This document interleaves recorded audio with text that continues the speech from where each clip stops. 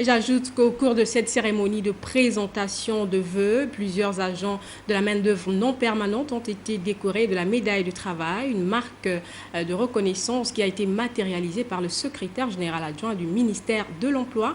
Nous retrouvons Jules Fleurodemi.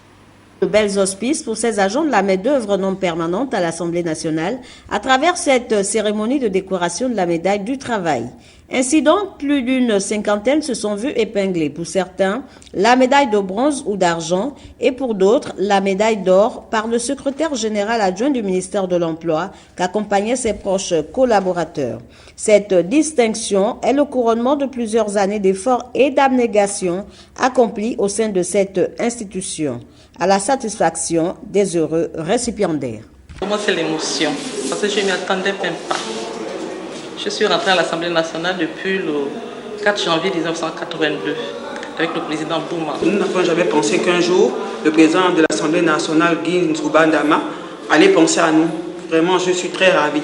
Aux collègues de travailler comme nous, on l'a supporté avant d'avoir la médaille d'or et la médaille d'argent. Une occasion tout indiquée pour les responsables de l'emploi de prodiguer de sages conseils aux agents méritants. La médaille du travail, avant d'être une marque de témoignage de cette abnégation, doit être un motif supplémentaire de persévérance et d'ardeur au service de votre employeur. Alors, continuez à être des références pour vos collègues. Soyez fiers de la distinction que vous allez dignement arborer tout à l'heure.